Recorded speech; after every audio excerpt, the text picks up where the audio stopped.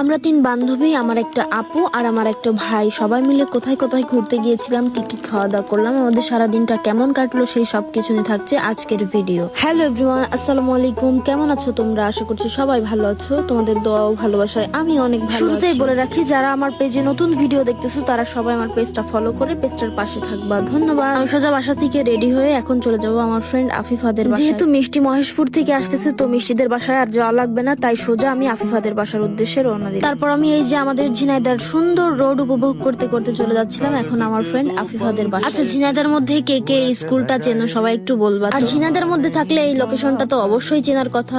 তারপর আমি চলে আসলাম আমার ফ্রেন্ড আফিফাদের বাসার উদ্দেশ্যে। এর মাঝে আমি একটু ওর সাথে মজা করছিলাম। হ্যালো আফিফা, আসছি।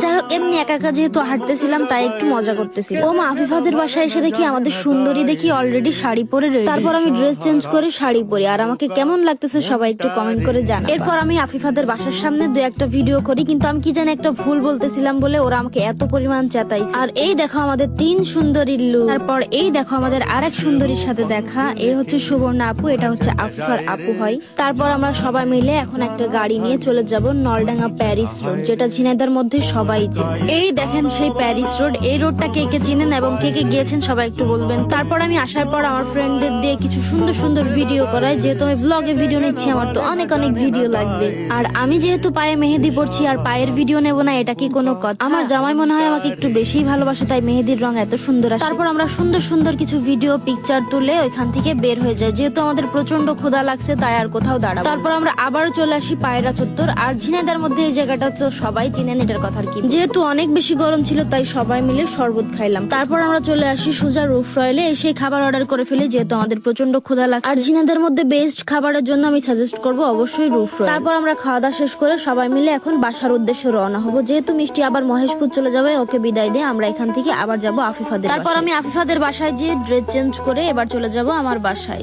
আজকের ভিডিওটা এই পর্যন্তই। সবাই ভালো থাকবেন, সুস্থ থাকবেন। আল্লাহ হাফেজ। Thanks for watching.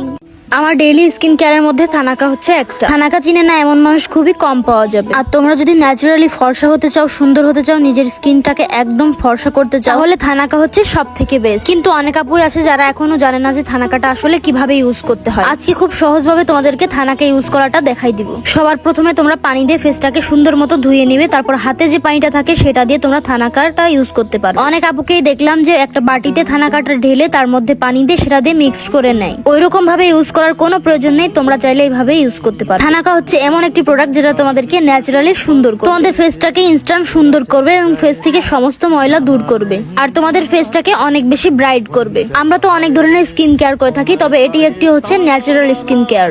এই প্রোডাক্টটা সম্পর্কে জানে না এরকম মানুষ হয়তো খুবই কম আছে। তারপরেও আমি তোমাদেরকে বলে দিচ্ছি, এটি হচ্ছে ডেইলি স্কিন কেয়ারের মতোই একটা প্রোডাক্ট। এটা যদি আমি দিনে ইউজ করি তাহলে পরের দিন না ইউজ করলেও রাত্রেবেলা আমি ঠিকই ইউজ। এবার চলো তোমাদেরকে বলে রাখি এটা তোমরা কিভাবে ওয়াশ করবে। এটা ইউজ করার পর 15-20 মিনিট পরই দেখবা তোমাদের ফেস থেকে এটা শুকিয়ে যাচ্ছে। তোমরা কিন্তু ডিরেক্ট পানি দিয়ে এটা ধুবে না। অনেক আপুরাই আছেন যারা ডিরেক্ট পানিতে ধোয়, আসলে এটা ডিরেক্ট পানি দিয়ে না ধোয়াই ভালো আমার কাছে মনে হয়। ফার্স্টে তোমরা ছিটা পানি ফেসে ইউজ করবা, তারপর হচ্ছে এটা পরে ধুইবা, আগে কিন্তু ধোবা না। তারপর সুন্দর মতো ফেসটাকে ওয়াশ করে ফেলবা। যাই হোক, আজকের ভিডিওটা এই পর্যন্তই। সবাই ভালো থাকবা, সুস্থ থাকবা। আল্লাহ হাফেজ। Thanks for watching.